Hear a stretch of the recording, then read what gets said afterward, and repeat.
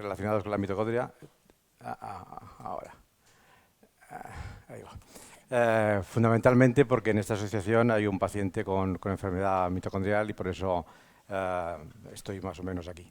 Para empezar, me gustaría decir una cosa muy sencilla. Esta es una típica figura de un libro muy famoso que se llama Leninger, en el cual pues, representa una célula animal.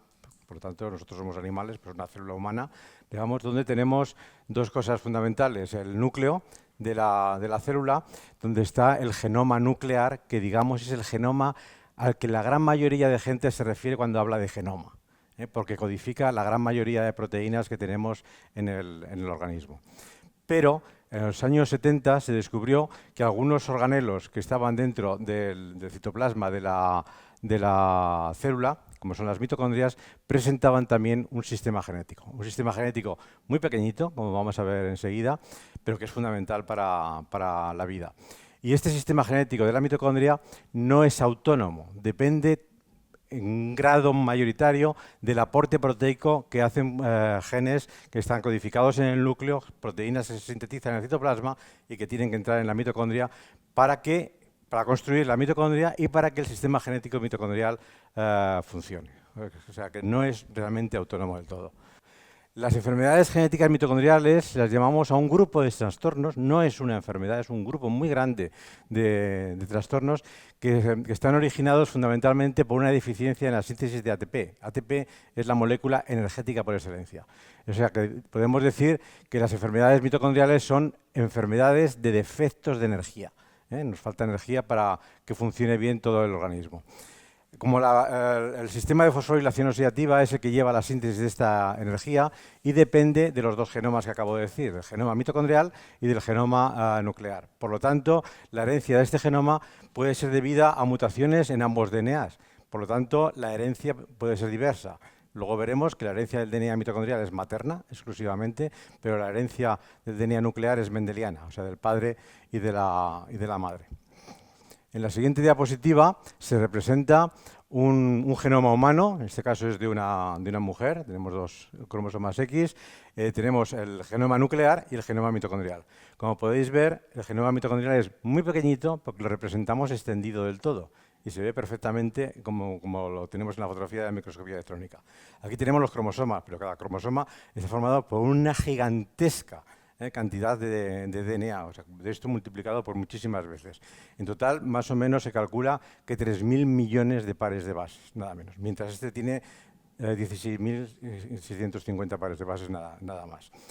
La cosa fundamental es que el DNA nuclear no se sabe exactamente bien cuántos genes codifica, se calcula entre unos 20 y 30.000, yo creo que habrá más, porque encontraremos sorpresas, y de ellos aproximadamente 1.136 son genes mitocondriales, es decir, genes que codifican proteínas que tienen que ir a la mitocondria para ejercer su función. ¿De acuerdo? O sea, no tiene función en otra parte de la célula, nada más que la mitocondria. Por lo tanto, como vamos a ver después, tiene una herencia materna, herencia exclusivamente de las mujeres, y este tiene herencia mendeliana de ambos progenitores. Voy a hablar de los dos genomas, fundamentalmente, puesto que la lección es de la genética mitocondrial. Vamos a hablar primero del genoma mitocondrial, que luego no es el que tenemos el paciente aquí, pero que es muy curioso. Como veis, tenemos un genoma que es muy pequeñito, es circular, como tenemos ahí, y tiene 16.569 pares de base exactamente. Esto es pequeñísimo, un genoma muy pequeño. Codifica exclusivamente 37 genes, pero de esos 37 genes solamente 13 son proteínas. Solamente 13 proteínas que forman parte de ese sistema de fosforilación oxidativa que he llamado, que va a producir el ATP, o sea, el responsable de la producción de la energía. Una cosa muy particular de este genoma mitocondrial es que está en poliplasmia, es decir, tenemos multitud de copias de DNA mitocondrial. Cuando se habla del genoma nuclear, hablamos de homocigosis y heterocigosis. Homo significa dos alelos exactamente iguales, el del padre y de la madre, y heterocigosis cuando los alelos son diferentes. Que esto tiene mucha implicación, como veremos después, en las enfermedades. Sin embargo, en el DNA mitocondrial tenemos pues, entre 1.000 y 10.000 copias en prácticamente todas las células, con los límites, las plaquetas, que tienen aproximadamente 6 a 10 moléculas de DNA mitocondrial nada más, Y el otro límite está en los óvulos, que tienen aproximadamente 200.000 moléculas de DNA mitocondrial. Como veis, el genoma es muy compacto, todo ello está codificando alguna cosa, por lo tanto, si mi dedo fuera un agente mutágeno, allá donde tocara podría producir mutaciones que afectaría a genes.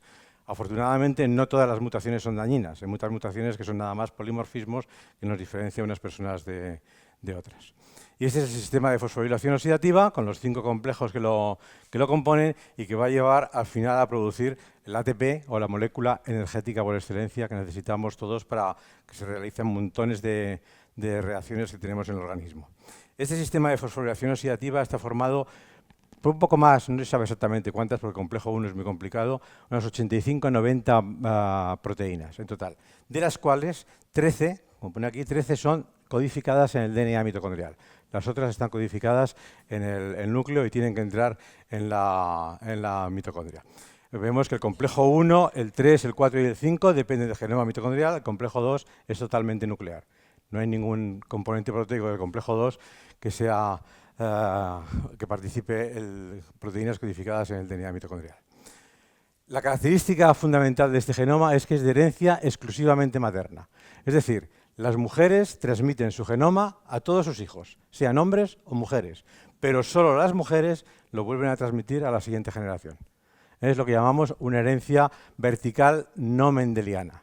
Es lo que llamamos este tipo de herencia. Esto implica cosas muy importantes, como por ejemplo, si hiciéramos la charla un poco más larga, veríamos que si 2 de nosotros tuviéramos el mismo genoma mitocondrial, querría decir que somos familia. Puede ser de hace miles de años, pero procederíamos de una misma rama. Totalmente.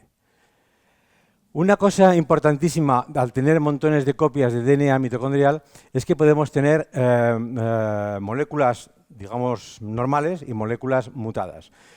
Podemos tener una homoplasmia en moléculas normales, que son las rojas, con un individuo asintomático, no padece la enfermedad, y puede haber incluso moléculas mutadas compartiendo lugar con las moléculas normales y ir aumentando de porcentaje y ser el individuo totalmente asintomático. Es decir, que hay que llegar a un umbral, pasar un umbral de moléculas de DNA mitocondrial mutadas para que aparezca la enfermedad. Esto es lo que llamamos la mezcla de 2 moléculas, una normal y otra mutada, es lo que llamamos heteroplasmia, homoplasmia y heteroplasmia. Y este concepto de heteroplasmia es realmente bastante complicado. Y es lo que hace que los individuos que padecen mutaciones en este genoma puedan ser muy diferentes, aunque tengan exactamente la misma mutación. Se pueden desarrollar enfermedades muy diferentes. Porque en la división celular, cuando se va a dividir la célula, primero se duplica el núcleo y luego se va un núcleo a cada célula, pero las mitocondrias se distribuyen en las células hijas totalmente al azar. Es decir, si nosotros tenemos una célula y la dividimos por la mitad, las mitocondrias que están en este lado se van con una célula a la izquierda y las que están en este lado se van con este de aquí. Totalmente al azar, no lo podemos controlar de ninguna manera. Por lo tanto, los diferentes tejidos que tenemos en el organismo pueden tener diferente cantidad de copias mutadas. Pueden tener diferente cantidad de copias mutadas. Entonces, los que hayan pasado el umbral estarán afectados, los que no hayan pasado el umbral no estarán afectados. Y esto es lo que hace que, por ejemplo, 2 hermanos con la misma mutación presenten fenotipos totalmente diferentes. Uno muy muscular, puede ser, otro puede ser la mutación 3243, otro con el síndrome de Melas, etc. El grupo de enfermedades es muy heterogéneo, la prevalencia es más o menos de 1 caso por 5.000. Estamos al límite de las enfermedades raras, que es lo que se dice, es dos individuos por cada 10.000, pero esto es el grupo general de enfermedades mitocondriales. Cada una de las enfermedades mitocondriales en particular es extremadamente rara. Extremadamente rara. De estas enfermedades, aproximadamente el 20% se deben a mutaciones en el DNA mitocondrial y aproximadamente el 80% a mutaciones en el DNA nuclear. Lógicamente, el DNA nuclear tiene muchos más genes, luego puede haber mucho más diferentes enfermedades que se generen. No hay tratamientos, hay diferentes órganos que están afectados y, por ejemplo, el síndrome de Ellie, está causado por más de 80 genes diferentes. Producen más o menos el mismo fenotipo del síndrome de Ellie. Bueno, con la secuenciación se ha avanzado muchísimo, pero siempre es fundamental, como veremos ahora, realizar estudios funcionales para realmente saber si la mutación que encontramos es realmente patológica. Porque el encontrar una mutación no quiere decir que ya estés enfermo. Puede haber mutaciones, como he dicho antes, que son polimorfismos, que son los que nos diferencian a unos de otros, pero que no son dañinas. Solamente algunas de ellas serán dañinas, afortunadamente. Nos olvidamos del genoma mitocondrial y pasamos a los daños en el DNA nuclear, que es el que tenemos el paciente aquí. Y como he dicho antes, pues estos son mutaciones en genes que están en este genoma, en estos 1136 genes que están codificados en el DNA nuclear y cuyas proteínas tienen que ir a la mitocondria. Y que se heredan, como he dicho antes, de forma mendeliana, es decir, de padre y de madre. Genes en el DNA nuclear que participen en la producción de energía hay de muchos tipos. Puede haber mutaciones en subunidades del sistema de fosforilación oxidativa. Antes he dicho que había más o menos 85-90 proteínas en ese sistema y que solo 13 eran del DNA mitocondrial. El resto son estas, codificadas en el DNA nuclear. Pero no solo en el sistema de fosforilación oxidativa, sino en muchas otras zonas de la mitocondria que pueden afectar también a la síntesis de energía. Mutaciones en genes de ensamblaje. Como habréis visto, antes he puesto el sistema de fosforilación oxidativa formada por una serie de complejos. El que estos complejos se formen es bastante complicado, se unen las proteínas adecuadas y en la forma adecuada. Es bastante complejo. Entonces, habrá mutaciones en genes que participan en el ensamblaje de todas estas proteínas. Habrá mutaciones en genes que controlan la señalización genómica, es decir, genes que son fundamentales para que se expresen los genes que están codificados en el DNA mitocondrial. Que están codificados en el núcleo, que tienen que entrar a la mitocondria y controlan la expresión del genoma mitocondrial. Luego puede haber efectos de motilidad, fusión y fisión de las mitocondrias. Y también, por último, otros genes con una gran variedad de funciones. Aquí tenemos una playa de genes, que son los que estamos estudiando en el laboratorio más o menos. Los que están en cuadritos son todos los que estamos estudiando en el laboratorio en este momento.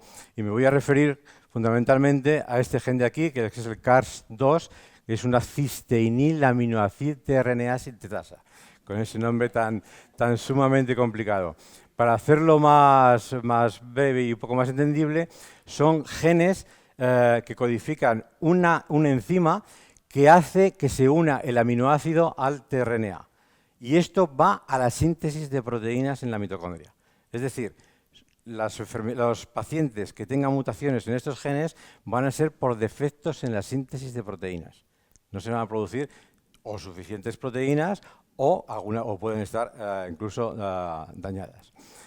Como he dicho, en los últimos años, por la aplicación de la secuenciación de nueva generación, se están encontrando muchísimas mutaciones asociadas a estas enfermedades. Pero muchas de ellas, muchísimas, y que incluso se han dado como patológicas en un momento dado, no lo son. Cuando se ha empezado a estudiar una por una, se han visto que no es la mutación responsable del fenotipo del paciente. Entonces hay que realizar estudios funcionales. Los estudios funcionales los realizamos con fibroblastos del paciente, en el que primero vemos qué es lo que falla en ese fibroblasto, relacionado siempre con la mitocondria, qué es lo que falla, y después le introducimos a esos fibroblastos un gen totalmente normal, que hemos sacado de células normales, y si curamos, entre comillas, si curamos el defecto que tenía esa célula, quiere decir que realmente la mutación era la patológica. Este es el paciente de CARS2, que está aquí en la asociación. Es el paciente nuestro 502, y tenemos mutaciones en el padre y en la madre. O sea, ha heredado un alelo del padre y un alelo de la madre en el que presenta mutaciones. Como estas mutaciones pueden ser en una misma posición, lo que sería una homocigosis, o en posiciones diferentes en el mismo gen, que es lo que se llama heterocigosis compuesta, que tenemos aquí. Aquí, por ejemplo, el alelo materno tiene esta mutación que señala ahí, que no voy a hablar mucho de ella, pero que es, como he visto, es una mutación que provoca en el sitio de splicing, ahora hablaré un poco de ello, de corte y pega de los genes, produce una modificación que hace que esta eliminación de parte del gen no se produzca, como vamos a ver enseguida. Y el alelo paterno tiene una mutación más sencilla, pero que también es totalmente patológica. Esta es la mutación más sencilla, que viene del padre, y que todos los predictores de patogenicidad nos dice que es una mutación patogénica. Este es el esquema del genoma. El que más nos preocupaba de todos era el alelo de la madre, que, como digo, tiene un defecto en el donador de splicing. Los genes nucleares, a ver si lo trato de explicar bien, normalmente cuando ahora en todos los sitios falta una pizarra.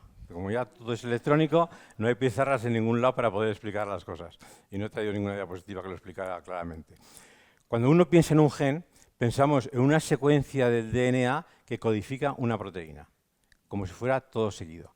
Y no es así. En los genes nucleares, los genes están interrumpidos por zonas no codificantes. Podríamos poner este esquema de aquí. Estas zonas codificantes se llaman exones, por eso pone E, y están interrumpidas por zonas no codificantes. Y estas zonas no codificantes, cuando se produce la síntesis del RNA, se tienen que eliminar. Aquí tenemos el alelo materno, que este sería un alelo normal, eliminando ya lo que llamamos intrones, las zonas no codificantes, que uniendo los tres exomas, esto sería la codificación de la proteína. Pues bien, en el alelo materno, en esta zona de aquí, que es el donador de punto de eliminación de intrones, tiene una mutación que hace que esta zona no codificante no se elimine. Entonces, el gen de esta niña, en vez de tener los tres exones unidos directamente, habiendo eliminado lo no codificante, tiene una parte codificante, una parte no codificante que se ha quedado ahí, y luego los otros dos exones directamente. Esto provoca, como creo que está en la siguiente diapositiva, esto que tenemos aquí. Esto sería la secuencia silvestre, un gen absolutamente normal, y esta es la zona la zona dadora del punto de splicing de eliminación del intrón. Al no haberse eliminado, esto que tenemos en rojito aquí es parte de la secuencia no codificante, que se ha unido a la secuencia codificante primera, del exón 1. Entonces, se ha unido y va metiendo aminoácidos diferentes. Aquí va metiendo los diferentes aminoácidos, que son estas letritas que vamos teniendo aquí, y además luego provoca un codo de terminación, o sea, termina la síntesis de proteínas muy prematuramente. Esto es un gen totalmente dañino, porque no produce la proteína que necesaria para el buen funcionamiento de los diferentes tejidos del organismo. Entonces, la suma de esta mutación, por un lado, con la suma de la mutación puntual que he dicho antes, que también es patogénica, hace un individuo heterocigoto compuesto que tiene claramente la enfermedad. Esta es la mutación más sencilla, la mutación puntual, que lo que hace es que tiene un aminoácido aquí, no me acuerdo en este momento qué mutación era, es una arginina por una cisteína, creo recordar. Pues en este modelo de secuencia cristalina del enzima, aquí tenemos este aminoácido y este aminoácido de aquí que están unidos por enlace de hidrógeno. Y esto es muy importante para poder tener una estructura secundaria de la proteína perfecta. ¿De acuerdo? Entonces, al haber mutado uno de estos aminoácidos, que es arginina con carga positiva, a cisteína, este enlace de hidrógeno no se puede producir, como se ve aquí. No se puede producir. Y entonces la estructura secundaria de la proteína se modifica. Y al modificarse la estructura secundaria no tiene función, no funciona. Eso es importantísimo. Luego, además, como podemos ver aquí, el enzima, estos son controles, individuos controles, y esto es 3 veces estudiado el mismo paciente. La cantidad de proteína, la cisteinil aminoacilterrenina sintetasa, está en menor cantidad, como podemos ver aquí. Luego, por lo tanto, tampoco tiene suficiente cantidad para producir la proteína en cantidad suficiente.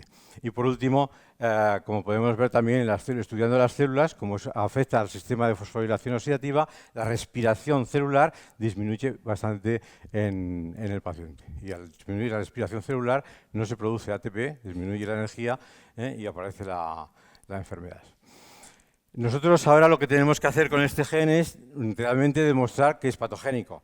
Claramente lo es, porque el alelo que no elimina la parte no codificante es claramente patogénica y el otro también está demostrado por variar la estructura secundaria de la proteína. Pero para demostrarlo del todo, tendríamos que coger estos fibroblastos e introducirles al gen normal. Bueno, pues de momento no hemos sido capaces de sintetizar la molécula del gen normal completa. Entonces estamos en ello, estamos un poco parados porque nos falta personal para trabajar, pero estamos en ello y lo podremos hacer perfectamente, que es lo que se dice curar una enfermedad en un modelo celular, no a la persona. Ojo, que pasar de las células a la persona es todo un mundo. Aquí normalmente hablamos de células o de organoides, pero luego pasar a la persona es todo un mundo muy complicado. Y creo que no tengo nada más. Pues nada más, aquí son los que financian. Oye, me ha ajustado el tiempo, ¿eh?